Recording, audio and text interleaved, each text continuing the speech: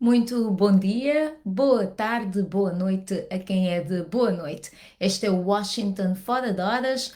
Eu sou a Mayra de La Salete e apresento hoje, nesta quinta-feira, dia 25 de novembro, o nosso programa que é semanal, é de segunda a sexta-feira, todos os dias, um apresentador diferente aqui para dar as notícias que marcam o dia. São neste momento 8h45 da manhã em Washington, D.C. e certamente de onde nos vê é capaz já de ser boa tarde, portanto, boa tarde para si e boa noite para quem já está mais à frente no fuso horário. Faltam oficialmente 36 dias para o fim do ano de 2021. Portanto, se está aí em contagem decrescente, sabe que já falta apenas praticamente um mês para chegarmos ao fim do ano.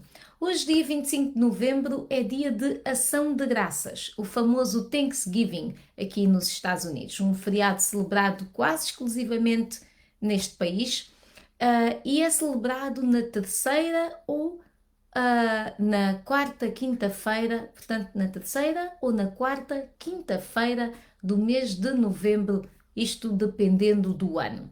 Além de um jantar farto e da típica reunião familiar e entre amigos, o Thanksgiving é sempre uma ocasião para agradecer pelas coisas boas que a vida tem proporcionado. É assim que os americanos levam este dia.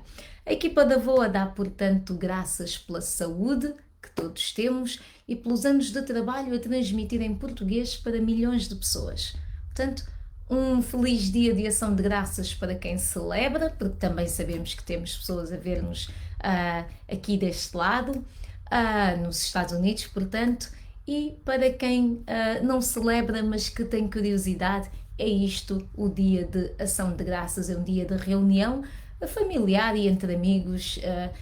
Normalmente a mesa é muito farta, tem um grande peru, essa é a tradição, e as pessoas dão graças pelas coisas boas que a vida lhes tem proporcionado.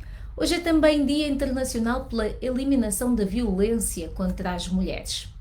E tal como nos anos anteriores, o Dia Internacional pela Eliminação da Violência contra as Mulheres deste ano lança 16 dias de ativismo a concluir no dia 10 de dezembro, o dia em que se comemora o Dia Internacional dos Direitos Humanos. Quase uma em cada 3 mulheres foi abusada na sua vida.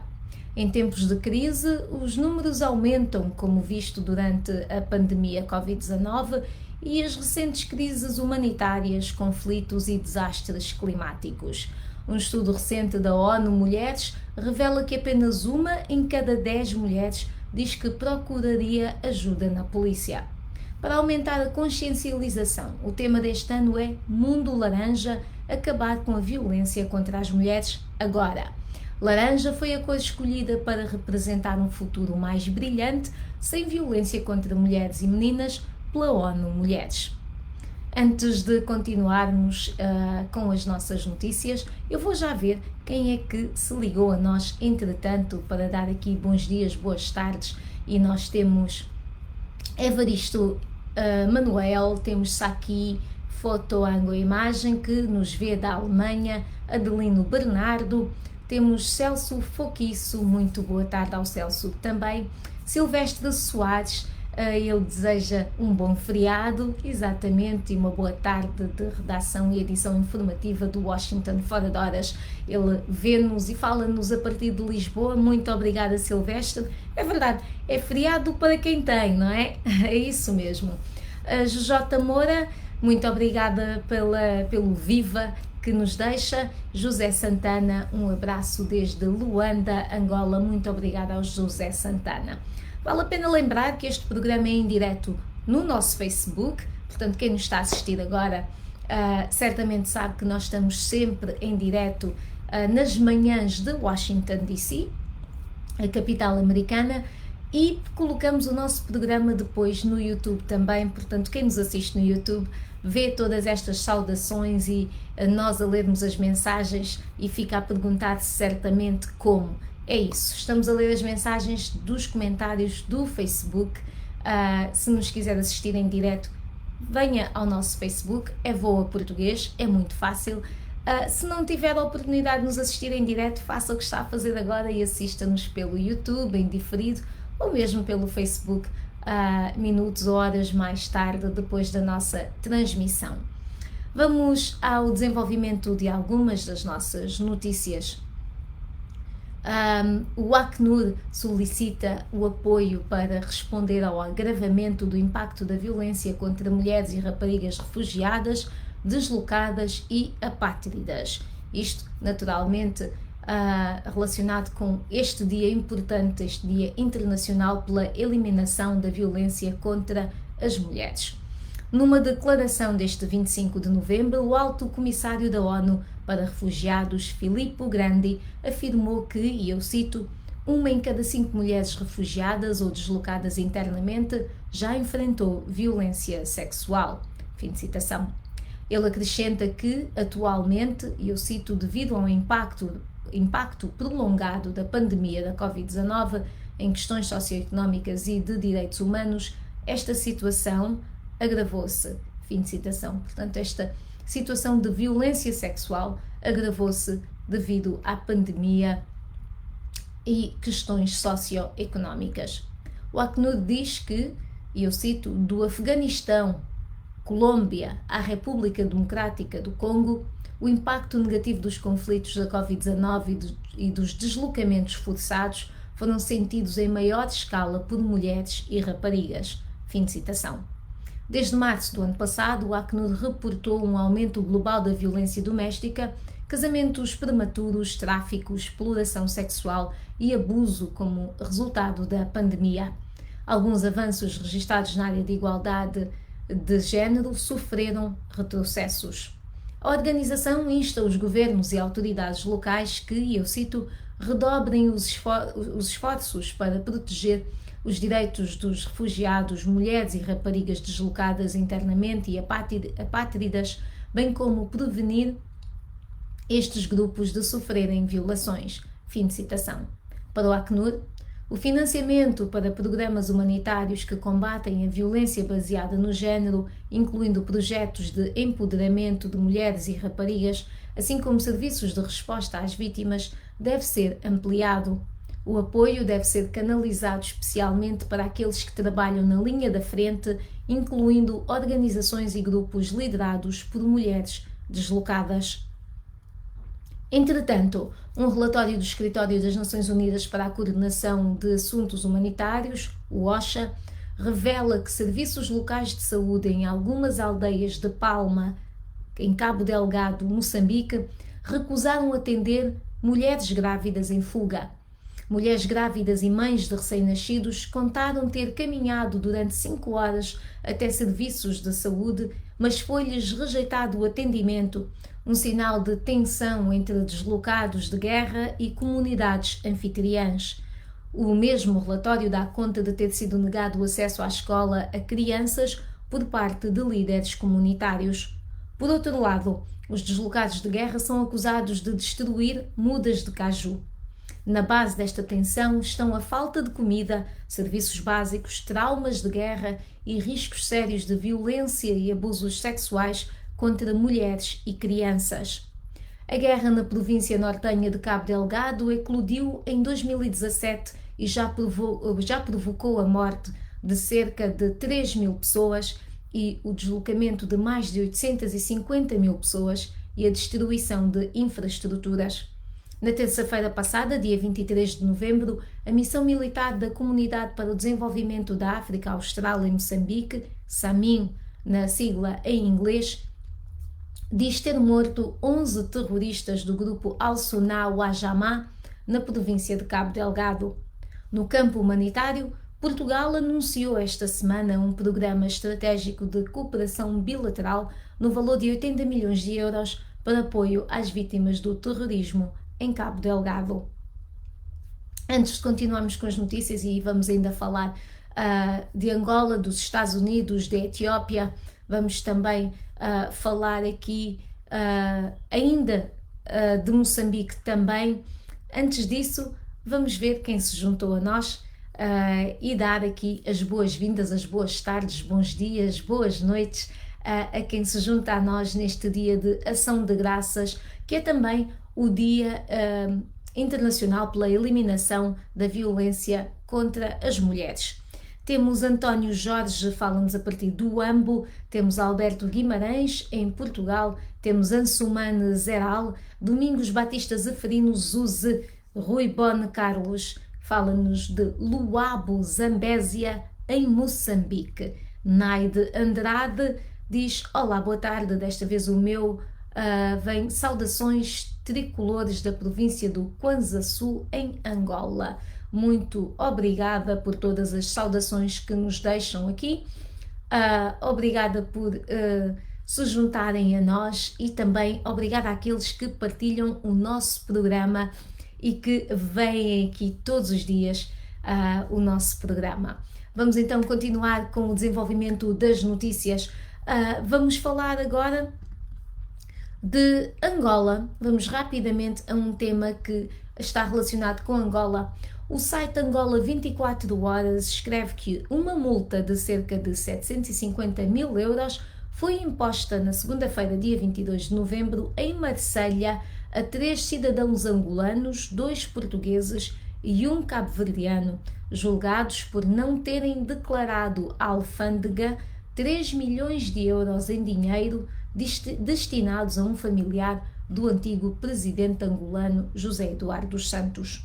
O caso remonta a 2013, quando estes indivíduos foram interceptados pela polícia alfandegária francesa numa portagem de Arles, com 3 milhões de euros em grandes valores, tudo em dinheiro, portanto. Os juízes nunca conseguiram apurar factos de suspeita de lavagem de dinheiro e devolveram a quantia que, segundo os indivíduos que a transportavam, com destino ao Mónaco, pertencia ao general angolano Bento Kangamba. Portanto, estes indivíduos foram multados em 750 mil euros por transportarem 3 milhões de euros em dinheiro, dinheiro este que pertencia ao general angolano Bento Kangamba. Vamos agora outra vez a Moçambique, na província de Manica. Tem amanhã lugar a primeira Conferência Internacional de Investimento e Desenvolvimento destinada a atrair empresas a fim de explorar o potencial da região. O secretário de Estado para Manica, Edson Macuacua, em conferência de imprensa, disse que o evento contribuirá para divulgar o potencial de investimento da província. Em particular, afirmou, e eu cito: queremos que desta conferência nasçam novos empreendimentos e parceiros, empresas e mais empregos. Fim de citação. Macuacua sublinhou que Manica oferece um enorme potencial para o desenvolvimento de vários investimentos e negócios, devido à sua localização geoestratégica no centro do país, com fácil acesso a matérias-primas e a mercados nacionais e internacionais. Manica é uma província rica em recursos minerais e com enorme potencial agrícola, que permite a diversificação da economia nos setores da agricultura, mineração, silvicultura e vida selvagem, turismo e transportes e comunicações. Portanto, começa amanhã em Manica esta primeira Conferência Internacional de Investimento e Desenvolvimento para atrair empresas a explorar o potencial da região. Antes de continuarmos com mais notícias a esta hora, ver quem é que se juntou a nós. Juldi Raivoso, a partir de Maputo. Juzilamba fala-nos do Lubito, em Benguela. Amilcar Panda, a ouvir a partir de Setúbal, em Portugal. E abraços e saudações para o Rick Gersoni. Portanto, aqui a deixarem também os seus boas tardes e boas noites e saudações aos seus amigos. Muito bem. Temos também Castelo Suflício. Ele está ligado a partir de Moçambique, está precisamente na Gorongosa. Muito obrigada também a quem partilha este programa. É uma boa forma de mais pessoas poderem ver, mais pessoas estarem informadas aqui com o Washington Fora de Horas da Voz da América. Nós continuamos a transmitir a partir dos nossos estúdios improvisados, como conseguem ver. Não estamos ainda nos estúdios da VOA, mas lá chegaremos assim que estas restrições da pandemia começarem a ser mais aliviadas aqui nos Estados Unidos, mais precisamente aqui em Washington, D.C. Vamos então continuar com mais notícias. A Etiópia acusou hoje os Estados Unidos de divulgarem informações falsas sobre as condições de segurança no país atingido pela guerra e advertiu também que tais declarações poderiam prejudicar os laços entre os dois países. Washington viu em tempos a Etiópia como um parceiro de segurança vital no volátil Corno de África, mas as relações têm vindo a deteriorar-se durante o ano de guerra da Etiópia contra os rebeldes da região de Tigray, que agora ameaçam marchar sobre a capital de Addis Abeba. No início, o Departamento de Estado ordenou a retirada do pessoal não essencial da embaixada devido a conflito armado, agitação civil e possível escassez de abastecimento, e várias outras missões diplomáticas seguiram o exemplo. Esta semana, a Embaixada dos Estados Unidos lançou um aviso sobre o potencial de ataques terroristas na Etiópia. O enviado especial da União Africana para o Corno de África, Olusegun Obasanjo, está a liderar esforços diplomáticos para um cessar-fogo, mas há poucos sinais de progresso.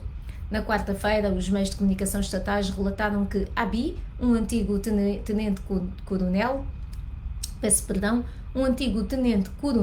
tinha chegado à linha da frente para liderar uma contraofensiva, entregando as suas responsabilidades regulares ao seu adjunto. Também na quarta-feira, a Irlanda anunciou que a Etiópia tinha exigido a partida de 4 dos seus diplomatas baseados em Addis Abeba devido às críticas da Irlanda em relação à guerra. A Etiópia também expulsou 7 altos funcionários da ONU por alegada intromissão nos assuntos do país. A administração Biden anunciou este mês a sua intenção de remover a Etiópia de um pacto comercial-chave que concede acesso livre de direitos aduaneiros para a maioria das exportações, o AGOA. Mas, entretanto, a administração Biden adiou a imposição de sanções contra o governo etíope e os rebeldes na esperança de encorajar um acordo. Portanto, este é um tema que nós temos estado a acompanhar e vamos continuar a acompanhar. E está aqui este alerta da Etiópia e esta acusação da Etiópia de que os Estados Unidos estão a divulgar informações falsas sobre as condições de segurança no país.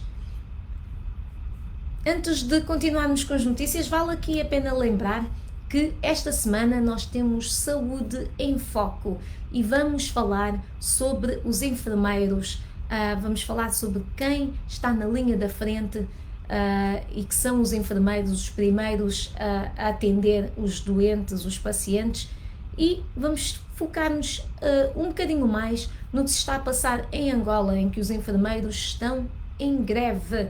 Estão em greve desde dia 22 de novembro e nós vamos falar com o secretário-geral dos técnicos de enfermagem de Luanda, Afonso Quileba, para nos dar uma relação, um cenário do que é que se está a passar, quais são as principais reivindicações dos enfermeiros, de recordar que uma das causas que os enfermeiros alegam para esta greve é a falta de segurança.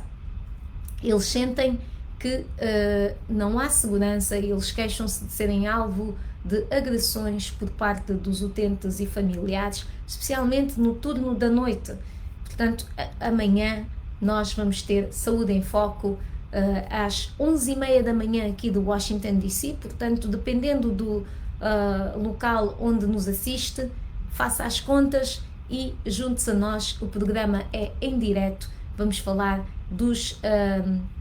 da linha da frente da saúde, os enfermeiros e em especial aqui os enfermeiros em Luanda que estão em greve. Já sabe, podem enviar o seu áudio para nós ou a sua pergunta por escrito e nós passamos no nosso programa.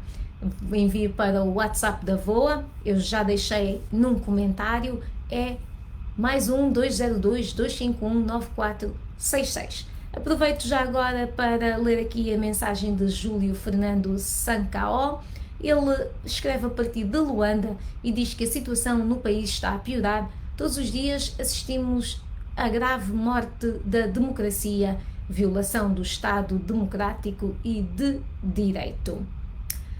E Benedito Raul diz, mas esse que transportava o cumbo do Cangamba é da onde que não desviou para gastar com a família dele? Pergunta Benedito Raul. Pois bem, Benedito Raul, naquilo que não é nosso nós não mexemos, e eu acho que esse é o mote destas pessoas que transportavam o dinheiro. A Bia Silvi está a falar-nos do AMBO, muito obrigada pela sua mensagem. William Ossi está também a assistir-nos a partir de Angola. Silvestre Soares, muito obrigada pela simpatia. Alice Vasco diz, nós aqui em Angola a situação está, a esperança do povo que o Adalberto Costa Júnior, olhe, Alice Vasco, eu tenho dificuldades em ler a sua mensagem, mas resumindo, eu creio que o que está a dizer é que a esperança do povo é Adalberto Costa Júnior na UNITA. Será assim? Pelo menos parece-me aqui uma demonstração de apoio a Adalberto Costa Júnior, o então líder que lhe foi anulado a eleição como presidente da UNITA, o principal partido da oposição em Angola. Portanto, aqui esta mensagem de Alice Vasco, eu espero que tenha lido da melhor forma possível. Siona Júnior diz que em Luanda algumas zonas estão sob chuva. Já começa a chover? Pois bem, eu deixo aqui votos de que se possam proteger das chuvas, porque nós sabemos que quando chove em Luanda é muito complicado. Precisamos de chuva sim, o mundo precisa de chuva, mas quando chove em Luanda eu sei que é complicado.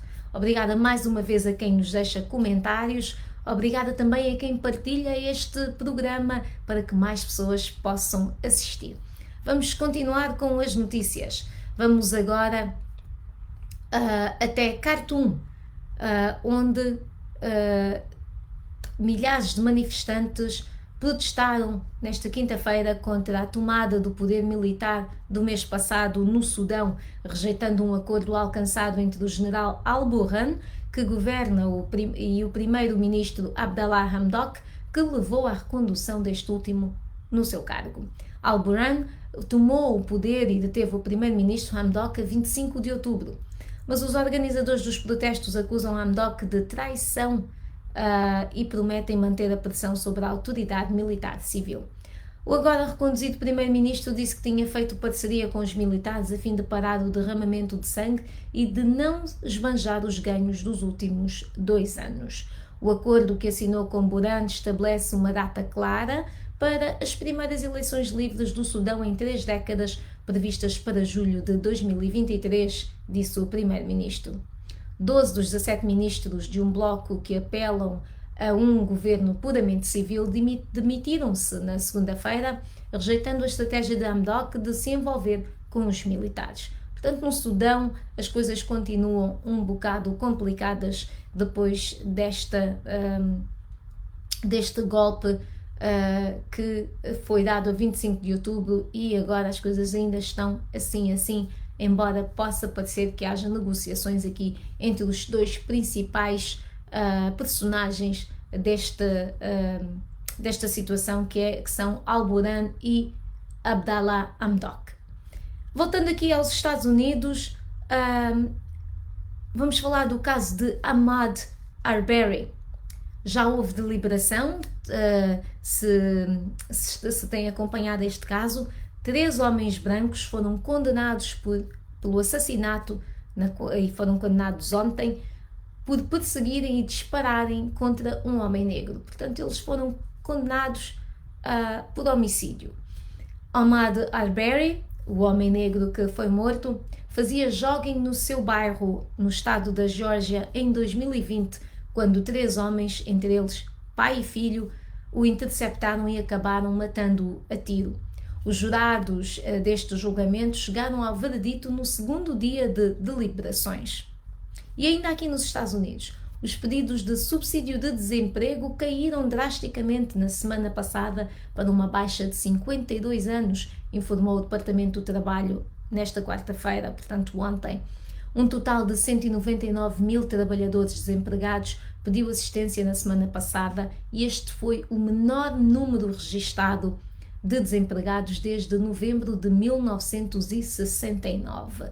Portanto, houve menos pedidos de subsídio de desemprego e isto foi um recorde num espaço de 52 anos. Antes de continuarmos com as nossas notícias, lembrar aqui que nos trends da Google, nos trends, nas pesquisas que estão mais populares neste dia 25 de novembro, quem ganha? Thanksgiving, o dia da ação de graças. Portanto, Thanksgiving é a palavra mais pesquisada hoje, quer seja perguntarem o que é o Thanksgiving, quer seja receitas para o Thanksgiving, porque hoje é dia de grandes cozinhados aqui nos Estados Unidos, e também, naturalmente, Black Friday. Black Friday, é verdade. Black Friday que começa à meia-noite.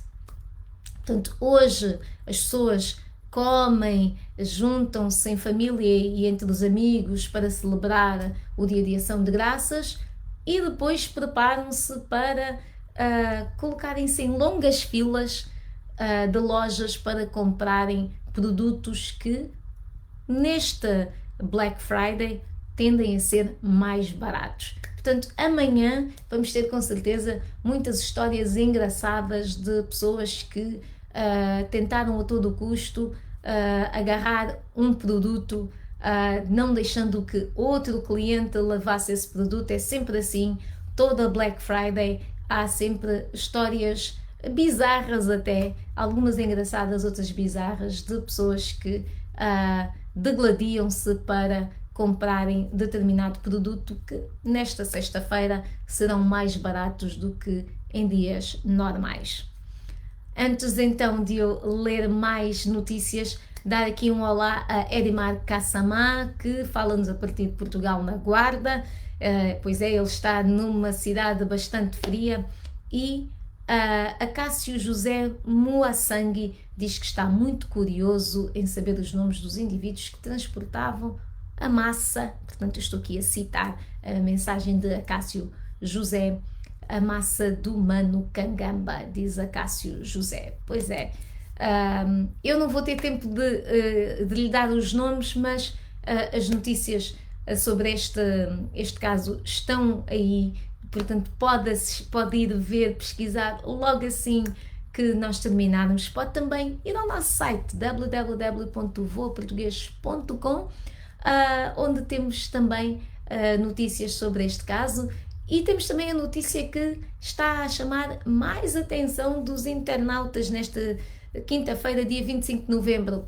A notícia é uma notícia de ontem, que é sobre a UNITA ter que enfrentar uma nova tentativa judicial para impedir o seu congresso. É verdade. E eu não vou demorar muito em detalhes aqui, vou simplesmente partilhar esta notícia aqui para que assim que termine o programa possam ir então ler essa notícia em que se fala que a UNITA faz face a nova tentativa judicial para impedir o seu congresso. É a notícia mais lida neste momento no nosso website, mas lida assim mesmo muita gente interessada neste tema. Vamos então a mais envolvimentos de notícias.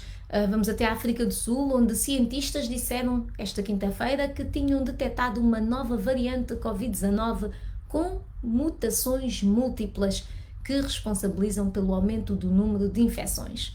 A variante também foi detectada no Botsuana e em Hong Kong entre os viajantes da África do Sul.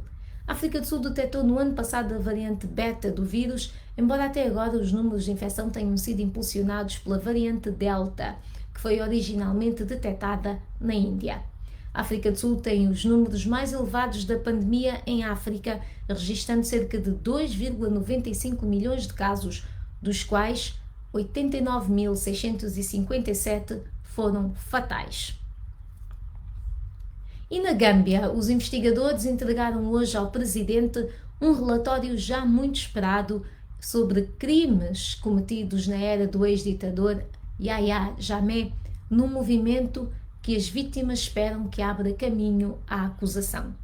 A publicação do relatório final da Comissão de Verdade, Reconciliação e Reparação é politicamente sensível neste país onde Jammeh tem um apoio significativo.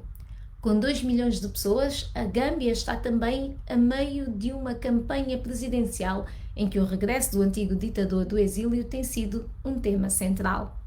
Testemunhas forneceram provas arrepiantes de torturas sancionadas pelo Estado, esquadrões da morte, violações e caça às bruxas, muitas vezes às mãos de junglers, como eram conhecidos os esquadrões da morte de Yahya Jammeh. O conteúdo do relatório não será imediatamente tornado público. O presidente Barrow deverá indicar como implementar as recomendações da Comissão no prazo de 6 meses. Jammeh tomou o poder na Gâmbia em 1994, num golpe militar sem derramamento de sangue, e governou com mão de ferro até janeiro de 2017, quando fugiu para a Guiné Equatorial após perder as eleições presidenciais para Barrow. Portanto, aqui este caso na Gâmbia, em que um relatório fala dos crimes cometidos na era de Yahya Jammeh e que as vítimas esperam que seja aberto um caminho para a acusação, portanto que haja de facto o julgamento destes casos. Estamos a chegar ao fim do nosso programa, agradecer mais uma vez pela partilha do nosso Washington Fora de Horas nos vossos perfis, também pelos comentários que nos deixam sempre e aqueles que nos assistem em diferido, quer pelo Facebook, quer pelo YouTube. Um grande obrigado também, um grande bem-aja. Lembrar que hoje é dia de ação de graças aqui nos Estados Unidos e é dia internacional pela eliminação da violência contra as mulheres. Obrigada mais uma vez pela companhia e continuação de uma ótima quinta-feira. Amanhã há mais Washington Fora de Horas.